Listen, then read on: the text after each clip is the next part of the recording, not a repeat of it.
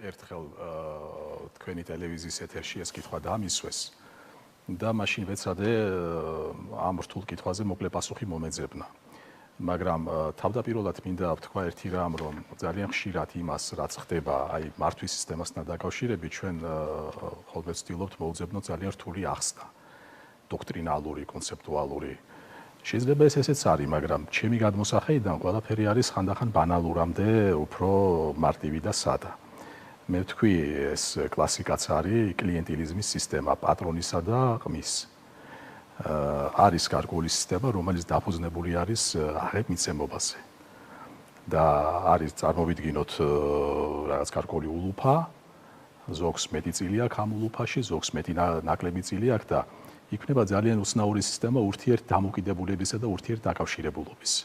ამას ახლა ჩვენ ზოგადად კრიმინალურ სინდიკატებში ვხედავთ, მაგრამ ჩვენ და სამწუხაროდ 33 თუ 34 წლის თავზე ქართული სახელმწიფოს განვითარების ამოვედით სწორედ მართვის ასეთ ფორმამდე, როდესაც ურთიერთ დაკავშირება და სისტემის შიგნით ბენეფიციარებს შორის სიმტკიცის უზრუნველყოფა. თუ ასე შეგვიძლია ამას უწოდოთ ლოიალურობის ერთგულების, სწორედ აი ამ ულუფაში მათი თანამონაწილეობით არის უზრუნველყოფილი. ეს არის ერთ-ერთი, თქვა, ანუ კრიმინალური სინდიკატი ახსენეთ და დაახლოებით ასეთი მმართველობა. ჩვენ რო სიტყვა კრიმინალი გამოვიყენოთ ამ შემთხვევაში, რა თქმა უნდა, ჩვენ ასევე უნდა გავითვალისწინოთ რა, რომ მე ჩვეულებრივი რესპონდენტი არ ვარ, მაქვს ჩემი სამართლებრივი ბექგრაუნდი, ამიტომაც გთხოვეთ ყოფილიყავით ჩვენი სტუმარი. რა თქმა უნდა, ჩვენ უდანაშაულობის პრეზუმპციას უნდა ვცეთ პატივი და ამ ხრივ ურევერანსოთ არ უნდა ვისაუბროთ, მაგრამ კონცეპტუალურად თუ ჩვენ ვცდილობთ ახსნათ სისტემა, ეს არის ერთი საკითხი არის მარტივი, ბანალური ადამიანური ქვენაგზნობები, მაგრამ მეორე არის რა ფენომენი მივიღეთ ჩვენ, ასეთი ურთიერთდამოკიდებულებისა. ასე რომ ეს არის ეს ურთიერთკავშირი, თანამონაწილეობა წვდომა რესურსებზე. აი ახლა უკეთესი ახსნა მოვიპოვე, აი ამ წვდომა რესურსებზე განაპირობებს სწორედ ასეთ უცნაურ ერთობას, რომელსაც იდეური საფუძველი და სარჩული სრულებითაც არ აქვს. ეს არის კიდევ ერთხელ ვიმეორებ, აი ის თანამონაწილეობის პრინციპი, რაც ჩვენ აღვნიშნეთ, მაგრამ თუ ეხლა ბოლო დღეების მაგალითზე რაც ვნახეთ, ეხლა არც თქვენიც დეტალებში რა მოხდა და არც მე, მაგრამ ჩვენ ასევე უნდა გავაკეთოთ შემდეგი დაშვება, რომ თუ ასეთი თანამონაწილეობა არ ამართლებს და ამ სისტემის რომელიმე მესვეული ან ბენეფიციარი იწყებს რაღაც უცნაურ მოძრაობებს ან უცნაურ მანევრს, მე უკვე შემოდის მოქმედებაში მეორე წნეხი, მეორე ბერკეტი, რასაც წნეხი ქვია ან სამართლებრივი დევნა. აი ალბათ ასე შეიძლება ჩვენ ახსნათ ეს ყოველივე და საერთოდ კიდევ ერთი რაც პირადად ჩემი განცდა არის, რასაც უყურებთ გარედან და შეგვიძლია გარკვეული ინდიკატორებით ვიხელმძღვანელოთ. ჩვენ რეალურად ვხედავთ ისეთ რეალობას, როდესაც საქართველოში აღსდგა საქართველოს საბჭოთა სოციალისტური რესპუბლიკა. თქვენც იგივე განცდა გაქვთ. თავისთავად ცხადი, ახლა მე როდესაც მეკითხებიან ერთ-ერთი მთავარი გამოწვევა რა არის ქვეყნის განვითარების გზაზე, მე არ მერიდება და ეს ამით არც უფროსთაობას მინდა შეურაცხყოფა მივაყენო, არც საშუალო თაობას და არც რომელიმე სხვას. ფაქტია, რომ ჩვენში ჯერჯერობით საბჭოთა ადამიანის მენტალიტეტი არ ჩავდა. ეს არის ალბათ ჩვენი მთავარი პრობლემა, რომ ჩვენ რუკაზე ვიცვალეთ ფერი, ჩვენ გავხდით სხვადასხვა ორგანიზაციების ფორმალური წევრი, მაგრამ არსებითად ის ნახტომი ქვეცნობიერებაში, რომელიც ჩვენ უნდა მოგვეხდინა, არ მოვახდინეთ. და ეს ყველაფერთან ერთად სწორედ ალბათ აი ამ სისტემის ფუნქციონირებას უკავშირდება ყველაფერთან ერთად. ხო, მეც შემთხვევით არ გამხსენებია, მეც რაღაცნაირი პარალელი გავავლე, იმიტომ დავიწყე სწორედ საბჭოთა პერიოდთან შედარებით. ერთი კიდევ ჩანართი, სისტემა არ გძალავს რესურსებზე წვდომას და სისტემა არ გძალავს რესურსების განაწილებაში მონაწილეობას. თავარი არის, რომ წვდომა მოხმარება იყოს ნებადართული, კარგად იოდეს კონტროლის მიღმა. აი მე კიდევ ერთხელ ვამბობ, მე რა თქმა უნდა დარწმუნებით ვერ ვიმჟელებ, მაგრამ მე მექმნება ასეთი შთაბეჭდილება, რომ რაღაც უნებართვო, ეხლა მოძრაობები რო ახსენეთ, უნებართვო მოძრაობებს ქონდა ადგილი, თორე სხვაგვარად რესურსების განაწილებაში თანამონაწილეობა სისტემის არსი არის, ფუნდამენტი არის. ამით იკვრება. მე და თქვენ, როდესაც ერთმანეთზე ხვდებით დამოკიდებული, აი ამ საერთო სამზარეულოში ჩართულობით, ეს არის ყველაზე დიდი გარანტი თვითონ აი ამ არქიტექტურის სიმკიცისა. ბატონო ვიქტორ, საქმე რაშია? თქვენ ბრძანეთ რომ სამართლებრივად უნდა მიუდგეთ, რა საკვირველია ახლა.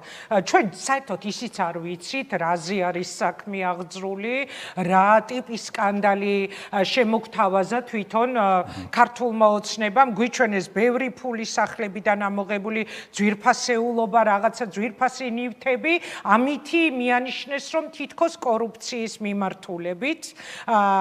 პლუს ამისა მოდა მათ პოლიტიკურ განცხადებებში, განსაკუთრებით აი ყობახიძის ბოლო პერიოდის განცხადებებში, რაღაცნაირი თითქოს მცდელობა, რომ პოლიტიკურად დაეკავშირებინათ ეს ხალხი ოპოზიციასთან, გემახსოვრებათ ალბათ მოისმენდით, 4 ოქტომბერთან დაკავშირებით ის ამბობდა, რომ შესაძლებელია მათ კავშირი ჰქონდათ 4 ჩვენს ძველ თანაგუნდელებთან 4 ოქტომბრის ორგანიზატორებს. აი თქვენი როგორც სამართლის სპეციალისტის, როგორც ამ ქვეყნის მოქალაქის, როგორც ძალიან სერიოზული კვალიფიკაციის ადამიანის დასკვნა რა არის, რა მიმართულებით მიდის ამ ხალხის წინააღმდეგ გამოძიება. თუ ჯერჯერობით თქვენც არ გაქვთ პასუხი, ანუ პოლიტიკურია ეს მოღალატეების თემის შემოტანა, თუ სუფთა კორუფციული მიმართულება.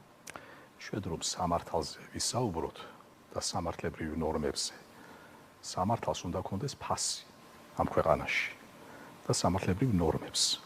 ჩვენ რომ ახლა დავიწყოთ ვცადოთ თქვენთან ერთად ნორმების გადმოსახედიდან ახსნა, ეს იქნება თქვენი ძვირფასი დროის ფუჭად გაფლანკვა. იმიტომ რომ ნეტავ სამართლიდან გამომდინარე ან სამართლებრივ ნორმების პრიზმაში ხდებოდეს ჩვენთან გადაწყვეტილებათა მიღება, ან მათი აღსრულება, ან თუნდაც ვთქვათ დევნის ნაწილში. საერთოდ უცნაური ფენომენის მოწმენი ვართ. ჩვენ რომ ავიღოთ ქართული ოცნების მთელი 13 წლიანი პერიოდი, მე ვთქვი ამასი კიდევაც, რომ ოცნების მმართველობის არც ერთი ეტაპი იდეალიზმით და იდეალურობით არ გამოირჩევოდა. და ამ პოლიტიკურ ჯგუფს ჰქონდა უნიკალური ნიჭი. ყოველთვის საკუთარ ფეხში გასროლა განეხორციელებია.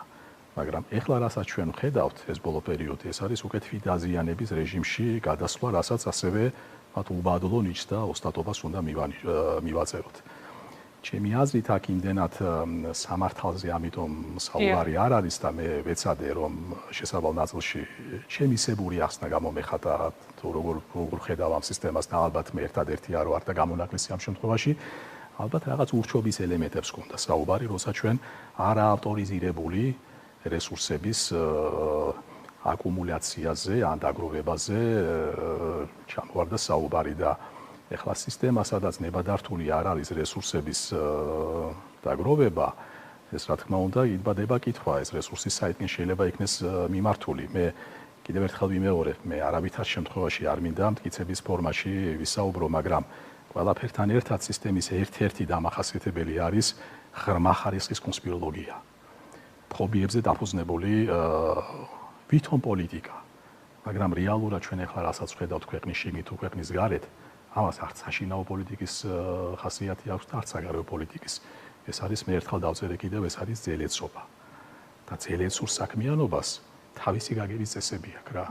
და ჩვენ ალბათ ამის მოწმენი ვართ ახლა და ამიტომაც უცბად თქვენ დამისვით კითხვა, რომ აი სამართლის გადმოსახედიდან გავსაჯოთ, ძალიან რთული იქნება ჩვენ ამ თარგს მივყვეთ, იმიტომ რომ ამას არანაირი შემთხვევა არ აქვს ჩემი აზრით, რასაც ახლა ხდება. აი ახლა ძელეცობა რომ ახსენეთ, ბევრჯერ გავიხსენე ამ სტუდიაში და ახლა კიდევ ერთხელ გამახსენე და 90-იანი წლების სოჩიკიო ერთხელ გიორგი ბაჩიაშვილმა ახსენა და ისე ჩამჩა ეს ტვინში, ანუ სულ ყოველთვის როცა მსგავს თემებზე მიწევს ხოლმე საუბარი მივარდება ბაჩიაშვილის ნათქვამი ეს ფრაზა თავში, ხო? ალბათ ძელეცობასთან გვაქვს ნამდვილად საქმე, ამაზე ჯერ თუნდაც რიჟვაძის აი ეს ფაქტი მეტყველებდა, ხო, თვითმკვლელობის მცდელობა, როდესაც საკუთარ მედიას გაავრცელებინეს წერილი, რომელშიც ისწერდა, რომ რაღაც კორუფციას და დიდ ფულს მაბრალებენ, უკვე ფაქტის სახეზე ცხადი გახდა, რომ მართლა რაღაცა იძელეთ, რომ 90-იან ან საბჭოთა მიდგომებთან ქონდა საქმე,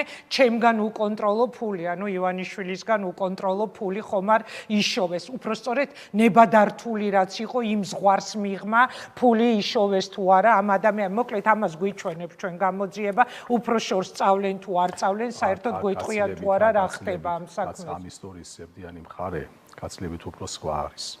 რა თქმა უნდა, ჩვენ შეგვიძლია ბევრი ვარჩიოთ დღეს გარკვეულ ჯგუფში რა ხდება და როგორ.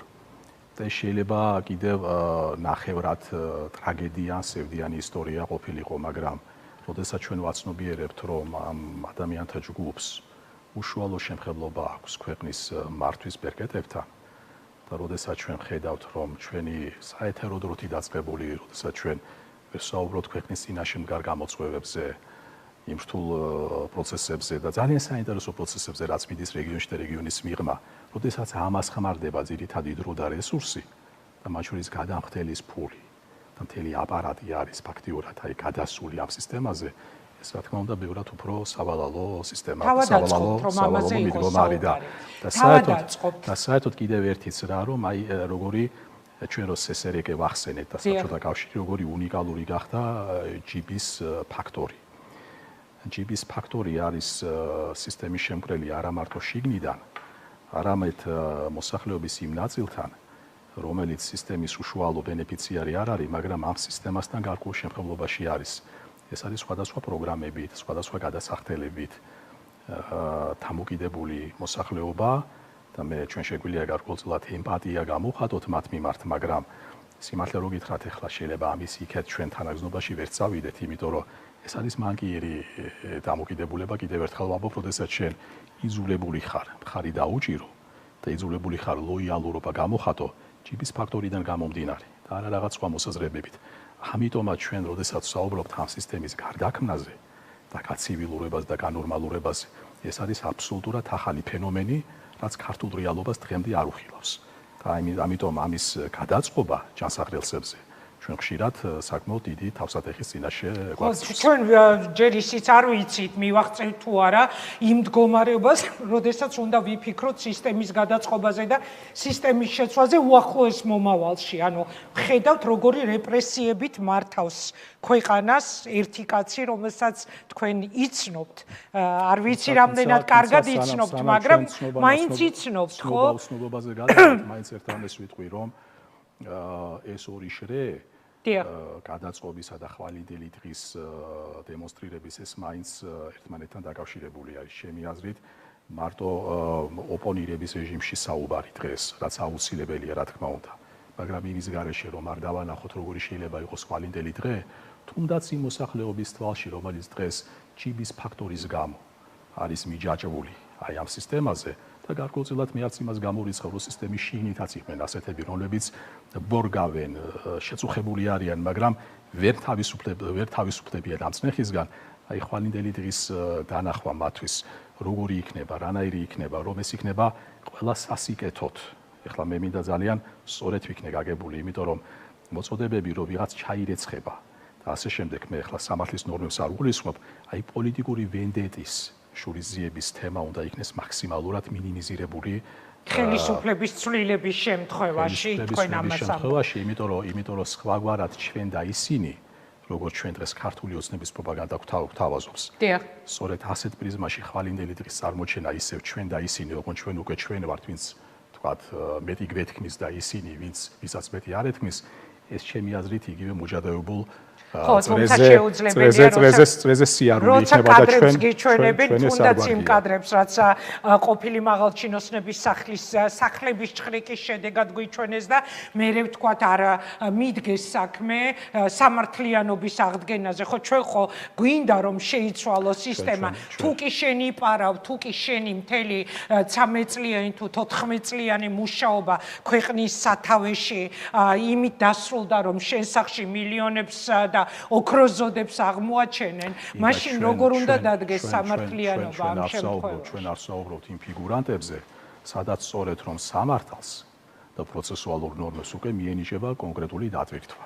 ის დატვირთვა რომელსაც ეს ცნობები დღეს არ ატარებენ, მაგრამ ჩვენ საუბრობთ ჩვენს მოქალაქეებზე, რომლებიც დღეს ასე თუ ისე მიჯაჭვული არიან და ეს არის, აი როცა ჩვენ საუბრობთ შემდგომ გზაზე, ეს არის განწყობების საკითხი.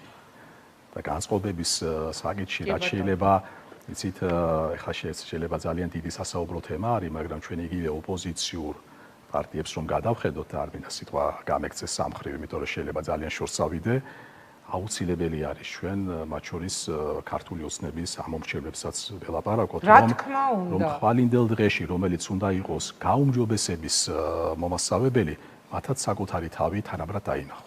მესმის, რასაც ბრძანებთ, აი უყურეთ ეს თემა, თქვენ თქვით რომ დრომი აქვს, მათ შორის საეთერო დრომი აქვს, ადამიანების ფიქრის დრომი აქვს და არაფრისთვის დრო აღარ რჩება სამომავლოზე სასაუბროთ, მაგრამ თვითონ ეს თემა თუნდაც საერთაშორისო მიმართულებით როგორ ურტყავს ამ ქვეყნის ისედაც საოცრად შელახულ იმიჯს, ხო?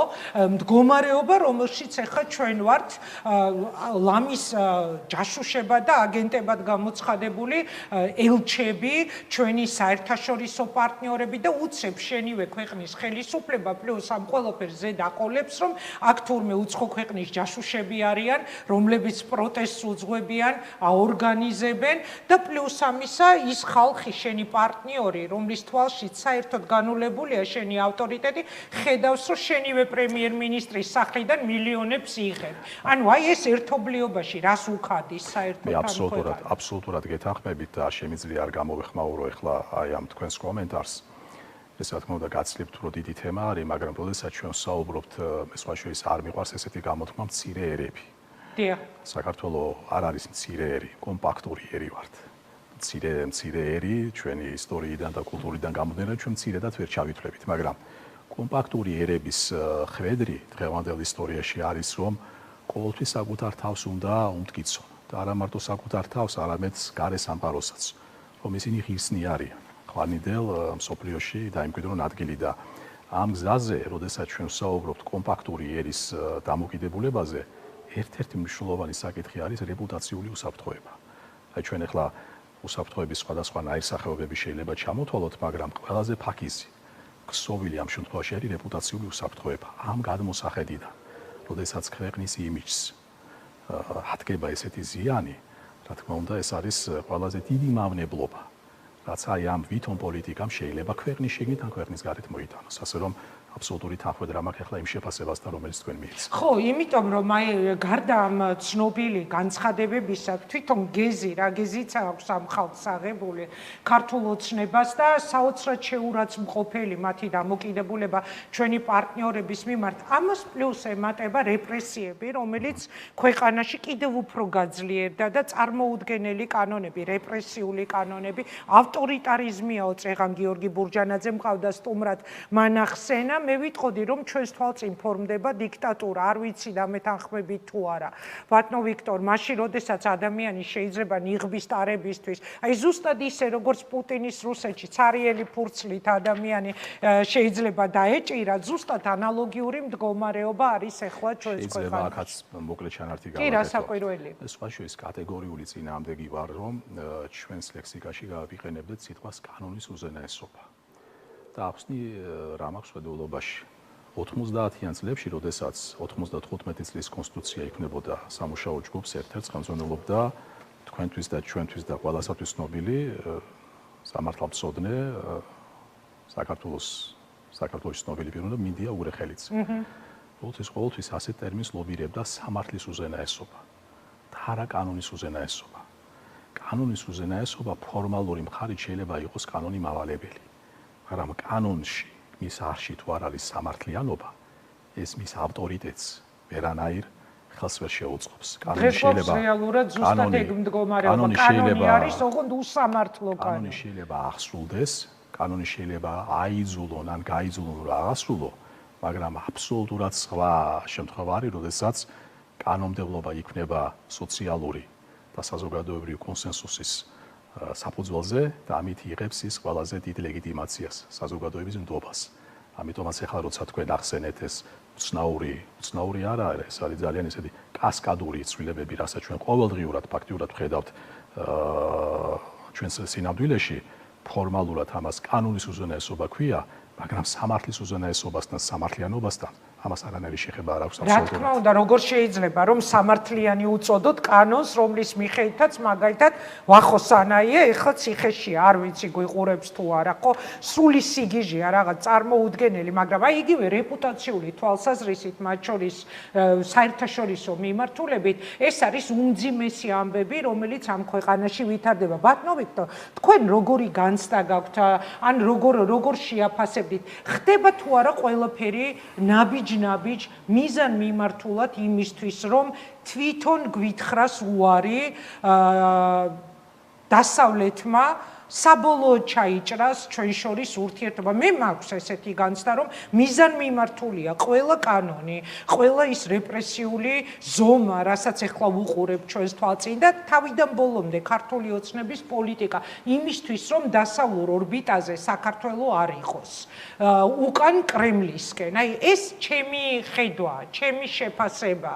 თქვენ როგორ ფიქრობთ, რა გველოდება წინ? იმიტომ რომ სულ ცოტა ხნის წინ მაგალითად ვისმენდით საგარეო საქმეთა, ქართული ოცნების საგარეო საქმეთა მინისტრის ძალიან აგდებულ დამოკიდებულებას, რომ რას ერჩით ქართველ ხალხს ჟურნალისტებს ეკითხებოდა, როდესაც ბრიუსელის გადაწყვეტილების თაობაზე უსვამდა კითხვებს, სანქციების თაობაზე, კონკრეტულად ქართული ოცნების წარმომადგენლებთან მიმართებაში. ანუ აქეთ ჩვენ გვადანაშაულებენ, რომ რას ერჩით ქართველ ხალხს, მაგრამ სინამდვილეში განცდა რჩება. მე თითქმის დარწმუნებული ვარ, რომ ეს არის მიზან მიმართული უარი დასავლეთს. თქვენ როგორ ფიქრობთ? ამ კითხვას არაერთი შაშლა აქვს, მაგრამ ხო, ძალიან გრძლად გამომივიდა. მოდით ჩვენ აი მაგისტრალურს ჩავეჭიდოთ და მე არათუ პირველად მოგიბრუნდებით ჩემ პასუხში უფრო სწორედ არანაირი სიახლე არ იქნება, ვინაიდან მეც გარკვეული პერიოდი ამ აზრს ვანვითარებ, რომ ის რაც საქართველოში ხდება, ეს არ არის მხოლოდ შიდა ქართული ამბავი. ამას თავისი ანარეკლი აქვს უფრო დიდ სურათში. ამას შეიძლება ჩვენ უწოდოთ გეოპოლიტიკური სურათი. რა თქმა უნდა, ეხლა აქაც ჩვენ მტკიცებით ფორმაში ვერ ვისაუბრებთ, მაგალითად ყოველთვის მაქვს ესეთი შეკითხვა. რამდენად მედეგი არის ქართული ინსტიტუტები, ეხლა ესეც ცოტა ალბათ უკვე ანაქრონიზმი არის, როცა ჩვენ ქართულ ინსტიტუციურ მართვაზე ვსაუბრობთ და რამდენად მაღალი არის ინფილტრაციის ხარისხი ქართულ სახელმწიფო მართვაში, მაგრამ რაც შეეხება გაცილებით უფრო დელიკატურ საკითხს, მე მაქვს ესეთი დაშვება, მე მაქვს ესეთი მოლოდინი, რომ ჩვენ წლის ბოლომდე შესაძლებელია გავხდეთ მოწმენი უკვე ფორმალური დეკლარირებისა ქართული საგარეო კურსის ცვლილების შესახებ. ეხლა ნუ მკითხავთ ეს რა ფორმით იქნება, მე არ ვიცი ეს რა ფორმით იქნება, მაგრამ ერთ-ერთი ვარიანტი არის ის, რომ უფრო მეტად ევრაზიული ინიციატივებითა და პროექტებით შეივსოს. აქაც ერთი რამ მინდა დათქმა გავაკეთო, რომ მე არაფერი საწინააღმდეგო არ მაქვს, რომ ჩვენ ყველა თავარ გეოგრაფიას და გეოპოლიტიკურ და გეოეკონომიკურ ცენტრს ვესაუბროთ, მაგრამ აი მიკვირს ერთი რამ, როდესაც თუნდაც ქართულ სინამდვილეში არის საუბარი მრავალვექტორულ პოლიტიკაზე. უცბად რო გითხრათ, მე თვითონ წინააღმდეგი არ ვარ მრავალვექტორული პოლიტიკის, იმიტომ რომ დღეს ყველა ქვეყანა პრაქტიკულად დიდი დაწყებული, საშუალოთი გაგრძელებული და მცირეთი დასრულებული ყველა მიმართულებით იყურება, მაგრამ როდესაც მრავალვექტორულობის კუთხით შენ მთავარ ვექტორზე, შენ საყრდენზე ამბობ უარს, რასაც დასავლური მატრიცა ქვია, მე ამ ტერმინს ხშირად ვიყენებ, იმიტომ რომ დასავლეთი მხოლოდ გეოგრაფია არ არის. დასავლეთი არის წესების გარკვეული ერთობა. ეს არის პატიოსანი არჩევნები, მიუკერძოებელი მართლმსაჯულება, ღიაობა, ანგარიშვალდებულება. ეს როცა ყველაფერი შენ ხელს გიშლის, როგორც დასავლური მატრიცა და შენ ამის გარიყვას ახდენ. ფაქტიურად აქ მულტივექტორულობაზეც საუბარი არ არის და მაინც მოკლე პასუხი რა, რითაც თქვენ დაიწყეთ თქვენი შეკითხვის ფორმულირება. იდეალური გამოსავალი რა თქმა უნდა იქნება, რომ ჩვენ ამ სისტემის მესვეურთათვის, რომ ევროპას ჩვენ პირველებმა ვათქმევინოთ, რომ ჩვენ გადავიღალეთ საქართველოთი, რომ ქართული ოცნებისთვის იდეალურს გულისხმობთ, ხო? რა თქმა უნდა, ჩვენ ახლა ფაქტიურად შინაარსობრივად ამ პოლიტიკას ვხედავთ, მაგრამ მის გაფორმალურებას ჯერ გარკვეული დრო სჭირდება. რა თქმა უნდა, იდეალური გამოსავალი იქნება, რომ დასავლეთმა თქვას, რომ ქართული кейსი საქართველოს არის უპერსპექტივო.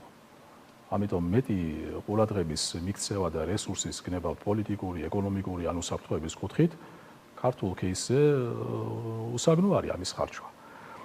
და ყველაფერთან ერთად, იცით, გარდა იმისა, რომ ჩემი აზრით ასეთი არის წადილი და სურვილი, ეხლა ცოტა ისეთი შეიძლება უხერხული შედარება მოვახდინო ჩემთვის, თქვენთვის და ჩვენი მსმენელისათვის. აი როგორც მალფუჭადი პროდუქტი რომ წარმოვიდგინოთ. რომლის გამოყენებაც მე გარკვეული დროის შემდეგ ხდება უვარგისი საკვე პროდუქტად. აი ეს პროცესები, რასაც ჩვენ ახლა ვხედავთ ქვეყანაში, დაწყებული კანონმდებლობის დამახინჯებით, დამოკიდებულების დამახინჯებითა და საერთოდ აი მართვასთან ამას კონტროლის ამ ვთქვათ სისტემასთან დაკავშირებული, აი ეს მგონია რომ საქართველოსდან სურვილი აქვს აქციოს ის მალფუჭადი პროდუქტი, რომლის გამოყენება უკვე ევროპული გადმოსახედიდან და დასავლური იქნება უკვე შეუძლებელი. აქ შემოვიტანდი პარტიების აკრძალვის შესახებ დაანონსებულ გადაწყვეტილებას. არა მარტო გადაღლა, არამედ შენი უკვე პრაქტიკული შეუძლებლობა, შენ პრაქტიკულად განიხილო როგორც პარტნიორი, მოკავშირე და გვერდში მდგომი, აი ამის ესე ვთქვათ, აი ფაქტობრივი მასალაც კი იქნეს გამოცლილი. ხო, იმიტომ რომ დემოკრატიის ნიშანწყალი თუ აღარ შერჩა ქვეყანას, მაშინ არის ხო ძალიან დიდი შანსი, რომ მართლა ასე მოხდეს და შემოგხედოთ როგორც მალფუჭებად პროდუქტს. და კიდევ ერთი დელიკატური ნიუანსი. ომი უკრაინაში ადრე თუ გვიან დასრულდება. დიახ. და ჩვენ ალბათ შეგვიძლია ასევე ვთქვათ მეტნაკლებად დამაჯერებლად, რომ უკრაინაში ომის დასრულების შედეგები არ იქნება მხოლოდ სამხედრო შინაარსის, იქნება პოლიტიკური შინაარსის აგრეთვე. და პოლიტიკური შინაარსზე, როცა საუბარი არის, ჩემი გადმოსახედიდან ეს იქნება შეთანხმება არა მარტო უკრაინაზე, არამედ მთელ იმ გეოპოლიტიკურ პერიფერიაზე, რომელსაც ჯერჯერობით ჩვენც მივეკუთვნებით და ჩვენ უნდა ვაღიაროთ, რომ საბჭოთა კავშირის დაშლიდან ჩვენ მაინც გეოპოლიტიკურად გამოკიდებული ვართ. გამოკიდებული ვართ იმ თვალსაზრისით, რომ მიუხედავად ჩვენი მხრიდან დეკლარირებული მზაობისა, თვითონ დასავლეთი წლების განმავლობაში ვერ ჩამოყალიბდა ამ გეოგრაფიებთან მიმართებაში და ვერ გაცდა მისთვის კომფორტის ზონას. აი, როდესაც ჩვენ ვსაუბრობთ აი გადაღლაზე და ეს მალფუჭად პროდუქტზე, ალბათ იმ მომენტისათვის მამათა სურვილი არის, რომ აი ამ ტერიტორიიდან, ამ გეოგრაფიიდან არა ქვეყანა, არამედ სახელმწიფო, არამედ რაღაცნაირთი იყოს, რომელზეც უბრალოდ დანახარჯის ღირსიც არ იქნება დასავლური დიპლომატიის გადმოსახედიდან, დანახარჯის ღირსიც არ ვიქნებით და უბრალოდ არ ვიქნეთ მიჩნეული, ასე ვთქვათ, ღირსად იმ დიდი შეთანხმებისა, რომელიც ვიმეორებ უკრაინაში ომის დასრულებას დიდი ალბათობით მოყვება. ხო, აი დასავლური დიპლომატიის ძალიან ფაქიზი თემა არის, ძალიან დელიკატური, მაგრამ ამით უბრალოდ კიდევ ერთხელ ხაზგასმა მინდა იმ გარემოებაზე, რომ რჩება წარმოდგენა და რჩება შთაბეჭდილება, რომ ქვეყანაში მიმდინარე საკითხები არ არის მხოლოდ ქართული წარმომავლობის და სხვადასხვა საცეცები გადის ალბათ ქვეყნის გარეთ, ან ქვეყნის გარედან შემოდის ქვეყნის შიგნით. მოსკოვიდან შემოდის ალბათ. ეს ჩემი აღქმაა, თქო, მე გითხარით, თქვენ არ ვიცი. ხო, ალბათ მაგას გულისხმობდით. პრინციპში უკვე თქვით, რასაც ჩვენ რო შევხედოთ ჩვენ სამეზობლოს, ალბათ პერუ და ბოლივია ჩვენი მეზობლები არ არიან, ხო? და ას ნეპალს აქვს განსაკუთრებული ინტერესი. კი ბატონო, აი თქვენ ახსენეთ დასავლური დიპლომატიის გადმოსახედიდანო და ყველაზე კარგად აჩვენებს დასავლური დიპლომატიის გადმოსახედიდან ჩვენს რეალობას, მაგალითად, რაც გერმანიის ელჩთან დაკავშირებით ხდება, ხო, ამ ქვეყანაში ჯერ გულისხმობ წარმოუდგენელ ტოტალურ შეტევას მასზე და შემდეგ უკვე რაც მოხდა ელჩის გაწვევა. და ეს ყველაფერზე მეტყველებს რა მდგომარეობაშია დღეს ეს ქვეყანა, ამიტომ ამბობ, რომ განცდა არის, რომ და თქვენს და მე თახმეთ, რომ ალბათ ურჩევნიათ, რომ თვითონ დასავლეთმა თქვას უარი, იმიტომ რომ ქვეყანა, სადაც ოპოზიციას კრძალავენ, დაანონსებულია საკონსტიტუციო სასამართლოში სულ მალე შევა ამ დღეებში სარჩელი და ალბათ აკრძალავენ ყველას, ვინც მათ ენაზე არ მეტყველებს და ვინც მათ თამაშში არ მონაწილეობს. რეპრესიები ის საფუძველზეც ამდენი ადამიანია ციხეში გამოკეტილი, ეს რუსული პოლიტიკა, ყველაფერი რაც ამ ქვეყანაში ხდება, ხო? დემოკრატიის ნიშანწყალი აღარ შერჩა ამ ქვეყანას. მე ვერ წარმომედგინა, ბატონო ვიქტორ, გასული საუკუნიდან მოყოლებული ვაშუქებ ამ ქვეყანაში მიმდინარე პოლიტიკურ პროცესებს და მე მართლა ვერ წარმომედგინა თუ დადგებოდა ისეთი დრო, რომ ადამიანი შეიძლებოდა ქუჩაში პირბადის ტარებისთვის დაეჭერათ, მაგრამ ყველანი ერთად გამოგვაცხადეს მტრებად. პოლიტიკაზე უნდა დაგისვათ, შიდა პოლიტიკაზე კი. ეს ვერც მე წარმომედგინა, როდესაც 2012 წლის 1 ოქტომბერს ხმა მივეცი ქართულ ოცნებას, ვინ წარმოიდგენდა, რომ დღეს ჩვენ აღმოჩნდებოდით ესეთ ვითარებაში, რომელშიც ვართ, გთხოვთ, კითხვაზე. ხო, მართლა წარმოუდგენელი იყო და სხვა შორის მე კიდევ გასული საუკუნიდან მოყოლებული სულ ვიხსენებ ხოლმე, ჯერ კიდევ შევარდნაძის დროიდან მოყოლებული ვაშუქებდი უზარმაზარ პროექტებს, რომელშიც ჩართული იყო ჩვენი ქვეყანა და როგორ ნაბიჯ-ნაბიჯ მივდიოდით, ხო? იმ ყველაფრისკენ რისი დაკარგვის რეალური საფრთხე უკვე გვაქვს და მარტო საფრთხე კი არა, უკვე ვკარგავთ უამრავ რაღაცას, მათ შორის დახმარებებსაც, რომლითაც ეს ქვეყანა გადარჩა ჩვენი პარტნიორებისგან. შიდა პოლიტიკაზე მინდა დაგისვათ კითხვა, ძალიან მძიმე სიტუაცია, რომელიც კიდევ უფრო დამძიმდება ოპოზიციური პარტიების აკრძალვის შემდეგ და სულ არის ხოლმე რაღაცა ახლის მოლოდინი, სულ არის რაღაც კითხვები, რომ როგორ შეიძლება მერე განვითარდეს პროცესები. კონკრეტულად თქვენთან დაკავშირებით მაინტერესებს, გეგმავთ თუ არა, არ ვიცი, პოლიტიკური ჯგუფის, პარტიის რაღაც გაკეთებას. ძალიან აქტიური ხართ, ხედავთ საპროტესტო აქციებზე, იმ დღესაც გიყურებდით, როდესაც სინდისის პატიმრების მშობლებთან ერთად მოდიოდით, მათი მსვლელობა რომ იყო, ეს ყველაფერი აჩენს ასეთ განცდას და კითხვას, რომ ხომ არ გეგმავთ, ხომ არ იგეგმება რაღაც ახალი პოლიტიკური მოძრაობის გაკეთება, რომელიც შესაძლებელია თქვენი ხელმძღვანელობით შეიქმნას, თქვენი ლიდერობით. დიახ, იგა, ორიოდე სიტყვით დახმარებებთან დაკავშირებით. ქართული გადმოსახი და მთავარი საზრუნავი ის კი არ არის, რომ დახმარებები შეწყდა დასავლეთის მხრიდან. მთავარი პრობლემა ჩვენი არის, რომ ქვეყანა კარგავს სარგებლიანობასა და ფუნქციას.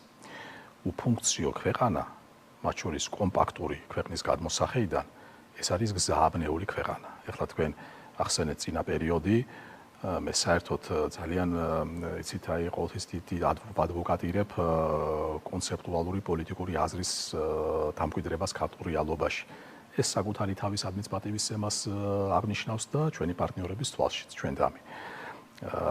ფუნქციური სარგებლიანობა, რაც ქვეყანამ შეიძინა წლების წინ, და რამაც ჩვენი საჭიროება დაანახა ჩვენს პარტნიორებს, არა იმიტომ, რომ ვინმეს გული უნდა მოგვეგო, არამედ იმიტომ, რომ დღევანდელი სამყარო არის ეგოისტური. ეს არის სამომხმარებლო ბაზარი. და შენ ვერ იქნები მომხმარებელი მხოლოდ იმ შემთხვევაში, თუ არ ახარ კონტრიბუტორი.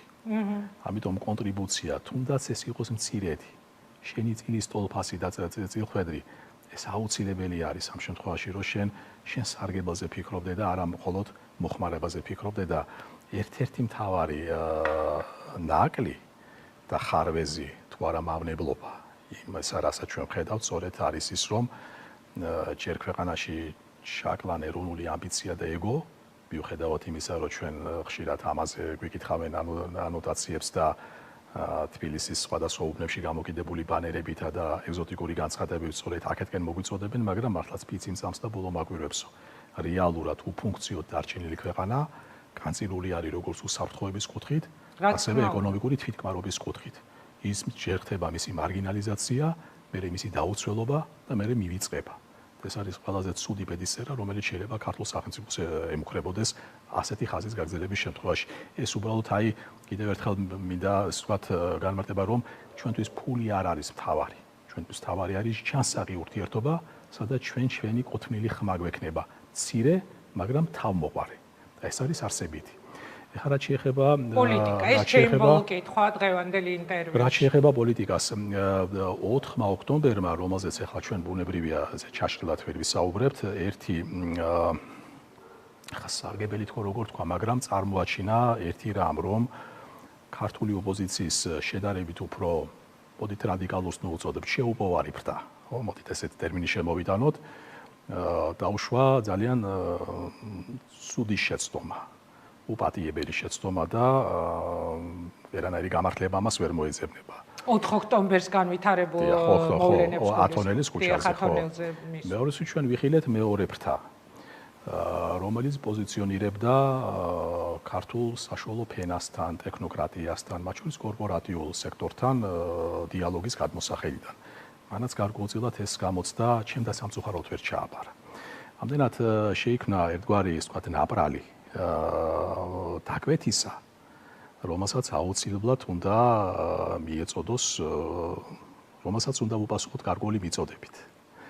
ეხლა, როდესაც ჩვენ ვსაუბრობთ აი ამ მიწოდება მომარაგების უცნაურ ბაზარზე, რასაც პოლიტიკური დაკვეთა და პოლიტიკური მიწოდება ქვია, ჩვენ ჩავთვალეთ, რომ ამ შემთხვევაში მიუხედავად იმისა, რომ ჩვენ წლების განმავლობაში პოლიტიკაში ვართ, იმიტომ რომ ჩემი აზრით პოლიტიკაში ყოფნა ეს არის აზრის ფორმირებაზე, ფორმირებაში მონაწილეობის მიღება და არ ნიშნავს კიდევ თუ არა პარტიულ სტატუსს, გარკვეულწილად ჩვენ ეს ვთქვათ, აი ერთი მცირე ნაბიჯი უნდა გადაგვედგა იმ მოლოდინების თანხმედრი, რაც შეიქმნა გნებავთ ჩემთან მიმართებაში ან ჩემს და ჩვენს კოლეგებთან, ჩვენს გუნდთან მიმართებაში. მაგრამ ეს გავაკეთეთ ძალიან ფრთხილად და ის ფორმულა, რომელიც ჩვენ გავახმოვანეთ, რომ ვიმოქმედოთ პოლიტიკურად და ვიმოძრაოთ პოლიტიკურად, სწორედ იმას ნიშნავს, რომ ჩვენთვის თავარი არის შინაარსი და არა ახალი და ფორმალური მხარე.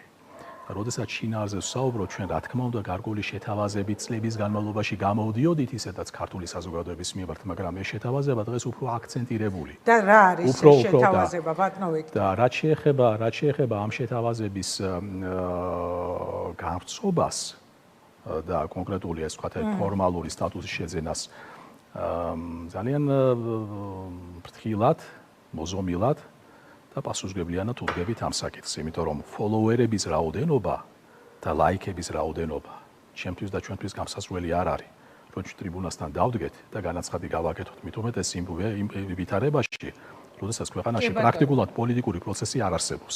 და სხვათა შორის თქვენ ახსენეთ ძალიან სწორედ დამართებულად საკონსტიტუციო სარჩელი. ჩვენ ჯერ კიდევ არ ვიცით, სარჩელი როგორ იქნება ფორმულირებული და როგორი იქნება საკონსტიტუციო გადაწყვეტილება. რამდენად ესე ვთქვათ კაცრი იქნება შეზღუდები. ამდენად ჩვენი მიდგომა არის